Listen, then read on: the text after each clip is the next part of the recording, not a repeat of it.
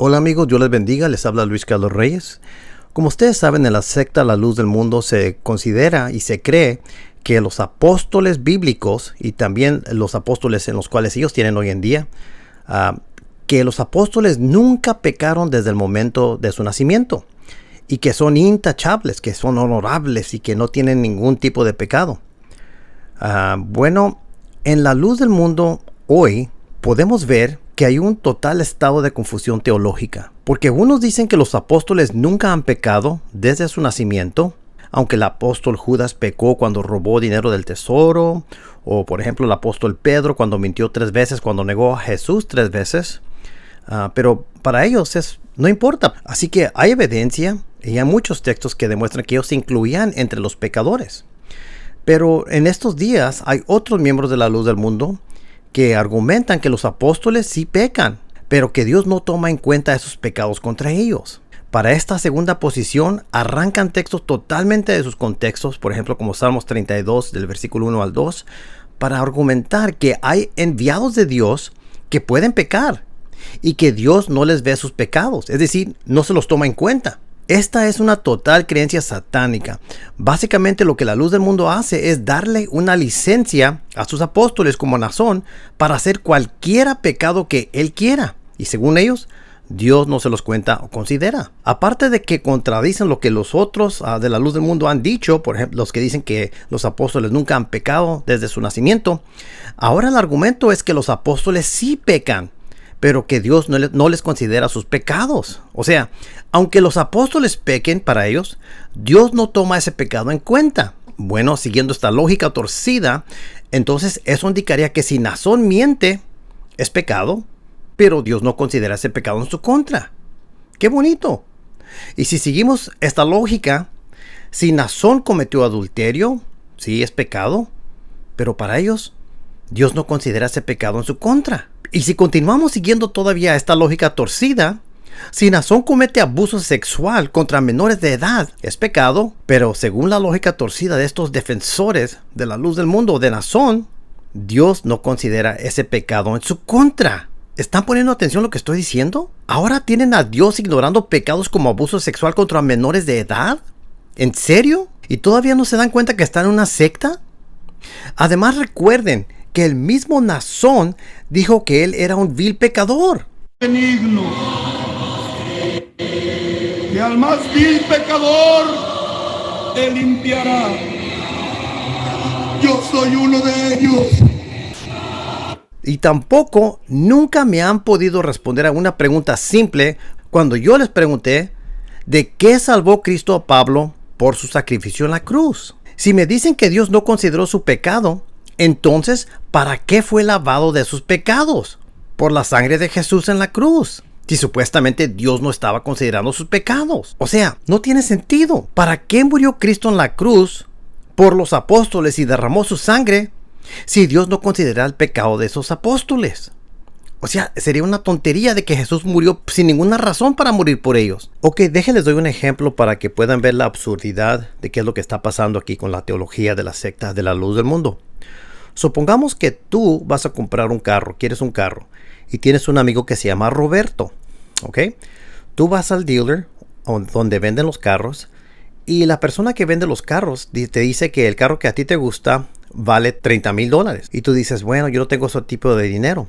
Y supongamos que el dealer te dice, no te preocupes. Y el vendedor de carros te dice, no voy a considerar lo que vale el carro, no te lo voy a tomar en cuenta, llévate el carro es tuyo. Y luego tu amigo Roberto va para allá, para el dealer, y te quiere dar una sorpresa. Él quiere pagar tu carro. Y Roberto le dice al dealer, yo vengo aquí para pagar por el carro de mi amigo. Y saca el dinero. Y el vendedor de carros, el dealer, dice, no, pues no es necesario. ¿Por qué? Porque yo no consideré lo que vale el carro a tu amigo. Se lo regalé. No tomé en cuenta el carro y lo que cuesta.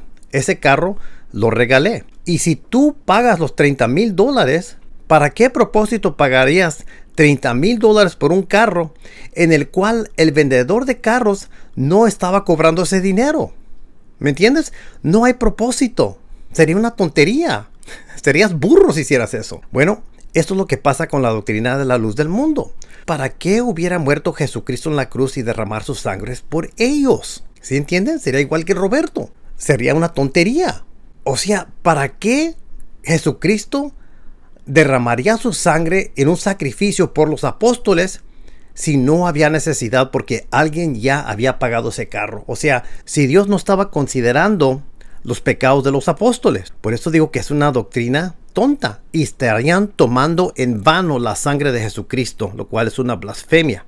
Al menos que me digan en la luz del mundo que Jesucristo no murió por los pecados de los apóstoles. Entonces Jesucristo no es el Salvador de los apóstoles. Pero en la Biblia los apóstoles siempre llaman a Cristo su Salvador. Nada de esto tiene mucho sentido porque es una doctrina hecha por hombres. Déjenles enseño unos textos aquí en Apocalipsis 1:5. Y esto está en el griego y es una interlineal que lo puse en español aquí, está en el internet. Porque quiero para las personas que hablan español que vean qué es lo que dice aquí, ¿ok? Kai apa Jesucristo, de Jesucristo, ha martus, ha pistos, el fiel testigo, ha prototicos ton necron, el primogénito de los muertos, kai arcon, ton basileon, y el primero, el gobernante de los reyes, teis geis de la tierra, to agapanti, a el amado Heimas de nosotros. Fíjate cómo usa de nosotros. Quiero que vean que dice de nosotros porque aquí en lo azul pueden ver que es un pronombre personal, primer persona, acusativo plural. De nosotros, aquí se incluye el apóstol, ¿ok? Dice de la tierra a el amado, a nosotros, Kai y Lusanti, habiendo desatado, Heimas a nosotros. Nuevamente ahí pueden ver que es plural. Primera persona plural. Y luego que dice ek ton hamartion.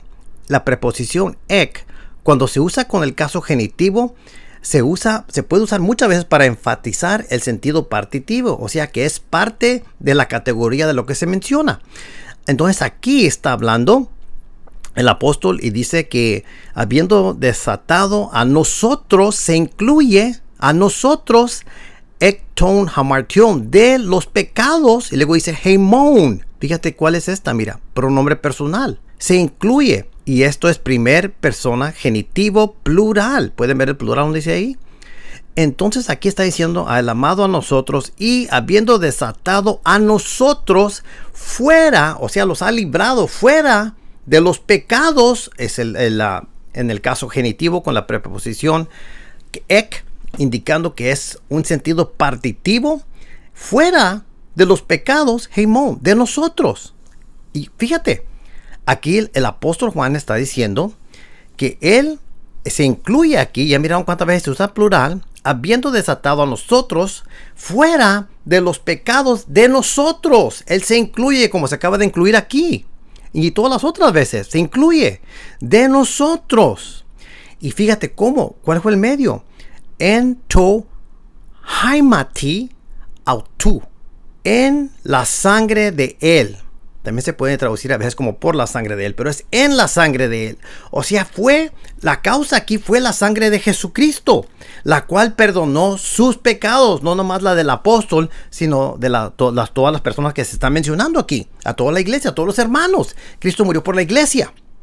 Entonces aquí tienen un caso claro donde el apóstol se incluye en la categoría de esos que están en sus pecados porque se usa el genitivo partitivo con la preposición ek. Bueno, algunos miembros de la luz del mundo citan este texto de Salmos 32, 1 al 2. Y para tratar de apoyar esta posición de que los apóstoles pueden pecar, pero que Dios no considera sus pecados, ellos citan el texto de Salmos 32, del versículo 1 al 2. Y dice así: bienaventurado aquel cuyas iniquidades son perdonadas y borradas sus pecados. Bienaventurado el hombre a quien no imputa a Jehová la iniquidad y en cuyo espíritu no hay supercheria. En la Biblia de las Américas dice: cuán bienaventurado, dice aquí, es aquel cuya transgresión es perdonada, cuyo pecado es cubierto. Cuán bienaventurado es el hombre a quien el Señor no culpa de iniquidad y en cuyo espíritu no hay engaño. Dicen, ya ves, aquí hay unas personas, unos enviados de Dios, el cual el Señor tiene ese pecado cubierto. O sea, no se lo considera, no lo ve. Es lo que argumentan. Y después, para usar esto para decir que a Naasón, aunque si él hubiera pecado o peca, Dios no ve esos pecados. Bueno, es una total herejía esto. Esto tira por el suelo la santidad divina de Dios y su justicia. Porque Él no puede ver el pecado. Él no lo va a tolerar. Vamos a ver unas cosas aquí. Mira, lo que ellos hacen es que ignoran el contexto. No es que Dios no ve el pecado de ellos, sino cuando vemos el contexto es porque estas personas se humillaron. Es David, se humilló y confesó su pecado. Después de que confiesas tu pecado, entonces el Señor ya no ve ese pecado. Ese es el contexto, es lo que está hablando. Así que la luz del mundo totalmente tuerce textos como esto.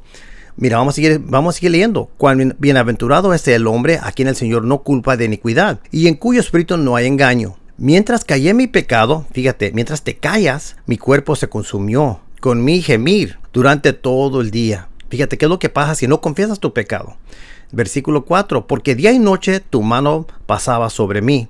Mi vitalidad se desvanecía con el calor del verano. Selah, o sea que lo pienses. Fíjate, el versículo 5 está la respuesta. Te manifesté mi pecado y no encubrí mi iniquidad. Dije, confesaré mis transgresiones al Señor y tú perdonaste la culpa de mi pecado. Ahí lo tienen. O sea, lo que está haciendo el escritor aquí está diciendo que la persona la cual tiene sus pecados perdonados es bendecido. La persona por la cual Dios ya no ve ese pecado es realmente bienaventurado. Y aquí te explica cómo es que llegas a eso. Llegas a esa condición por humillarte y por confesar tu pecado. Y eso es exactamente lo que enseñó Jesucristo en el ejemplo del publicano. ¿Se recuerdan de eso? Y del fariseo. El que se humilla y confiesa su pecado será perdonado. Y este es el punto de este texto de Salmos capítulo 32 de los versículos 1 al 2. Así que no tiene nada que ver con la tontería teológica que dice la secta de la luz del mundo para tratar de justificar una idea tan tonta que Dios tolera el pecado en algunas personas. Absolutamente no. Dios es bendito y se lo voy a demostrar ahorita. En Habacuc 1:13, fíjate cómo dice el texto aquí. Muy limpios son tus ojos para mirar el mal y no puedes contemplar la opresión. En inglés, fíjate cómo dice acá en the Net Bible. You are too just to tolerate. Eres muy justo para tolerar la maldad. Pero en la luz del mundo ustedes tienen a Dios tolerando la maldad que hace un apóstol, según ustedes, como en la San Joaquín.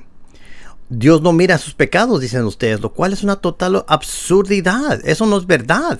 Aquí dice for I will be merciful toward evil and deeds and their sins I will remember no longer. Este es un texto donde se cita de Salmos 32, donde el Señor ya no ve esos pecados. ¿Por qué? No es porque eres enviado de Dios ni escogido, sino que es porque Él tiene misericordia con el que Él quiere tener misericordia. Y si tú pides perdón, Él va a tener misericordia. Por eso dice en Hebreos 8:12, porque seré propicio a sus injusticias y de sus pecados y de sus iniquidades no me acordaré más. Por eso, porque es un Dios amoroso. No es porque está escogiendo a algunas personas como a la San Joaquín, que pueden pecar, pero no les mira su pecado. Es una total tontería. Ok, vamos a ver aquí otro, ok. Otro texto que cita la luz del mundo es a Romanos capítulo 4, versículo 8.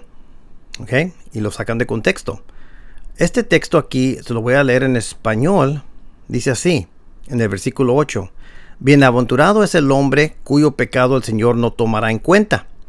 Esta es una cita de Salmos, pero aquí Pablo lo está escribiendo y está hablando que somos justificados no por las obras, sino por la fe. Y por eso habla de este tema aquí. Dice aquí, se lo voy a leer más, al que no trabaja, pero cree en aquel que justifica al impío, su fe es la que cuenta por justicia. Cuando también David habla de la bendición que viene sobre el hombre, a quien Dios atribuye justicia aparte de las obras. Y por eso dice, bienaventurado aquellos cuyas iniquidades han sido perdonadas y cuyos pecados han sido cubiertos. ¿Por qué son cubiertos? Porque han tenido fe en Jesús y han sido justificados. Por eso es que Dios ya no se recuerda de sus pecados. Y por eso es que dice ahora en el versículo 8, bienaventurado el hombre cuyo pecado el Señor no tomará en cuenta. No tiene nada que ver esto con la idea de que los apóstoles pueden pecar y que Dios no mira ese pecado. Es un total torcer el texto de la Biblia y manipularlo para que conforma a las presuposiciones de la secta de la luz del mundo. Y es algo que está muy mal, muy peligroso, y es algo que ustedes deberían de rechazar. Les quiero leer unas notas aquí sobre Romanos 4. ¿Ok? Él ilustra esto además con un pasaje de Salmos donde David habla de la remisión de los pecados, la rama principal de la justificación que constituye la felicidad y la bienaventuranza de un hombre, pronunciando bienaventurado no el hombre que no tiene pecado o ninguno que mereciera la muerte, porque entonces siendo el hombre tan pecador y Dios tan justo, ¿dónde estaría el hombre bienaventurado? Sino el hombre a quien el Señor no imputa pecado, quien aunque no puede declararse inocente, se declara culpable del acto de indemnición y se admite su alegato. Se cita del Salmo 33, 1, 2, donde observar, primero, la naturaleza del perdón es la remisión de una duda de un delito, es la cubierta del pecado como cosa inmunda, como la desnudez y vergüenza del alma. Se dice que Dios echa el pecado a sus espaldas para esconder su rostro de él, lo cual y expresiones similares implican que la base de nuestra bienaventuranza no es nuestra inocencia o el hecho de que no hayamos pecado. Una cosa es, y es inmunda, aunque es cubierta, la justificación no hace que el pecado no haya sido, o no haya sido pecado. Pero Dios no nos los está imputando, como sigue aquí. Es Dios no imputando el pecado, versículo 8, lo que hace es totalmente un acto de gracia de Dios. No tratándonos con estricta justicia como lo hemos merecido, no entrando en juicio, no marcando iniquidades, todo lo cual siendo puramente actos de gracia. La aceptación y la recompensa no pueden esperarse como deudas y por lo tanto Pablo infiere en el versículo 6 que es la imputación de justicia sin obras. Es lo que está hablando en ese contexto. Número 2, su bendición, bienaventurados ellos. Cuando se dice bienaventurados los profetas de camino, bienaventurado el varón que no anduvo en consejo de malos, etc. El propósito es mostrar el carácter de los bienaventurados. Pero cuando se dice bienaventurados aquellos cuyas iniquidades son perdonadas, el propósito es mostrar cuál es esa bienaventuranza y cuál es la base y el fundamento de ella. Las personas perdonadas son las únicas personas bendecidas. Los sentimientos del mundo son felices, los que tienen un patrimonio claro y no tienen deudas con el hombre. Pero la frase de la palabra es: felices son los que han pagado sus deudas con Dios. Oh, cuánto nos interesa, pues, asegurarnos de que nuestros pecados sean perdonados, porque esa es la base de todos los demás beneficios. Así y así haré por ellos, porque seré misericordioso. Hebreos capítulo 8, versículo 12. Y en cuanto a Salmos 32, 2, tengo un comentario que dice: en cuyo espíritu no hay engaño. El punto no es que el individuo sea puro y sin pecado. En este contexto, que se centra en la confesión y el perdón de los pecados, el salmista se refiere a alguien que se niegue a negar o ocultar su pecado, sino que la confianza honestamente a Dios. Ese es todo el punto. La manera que la secta La Luz del Mundo ha torcido estos versículos es una total desgracia. Sálganse de esa secta. Jesucristo los está esperando. Dios los bendiga.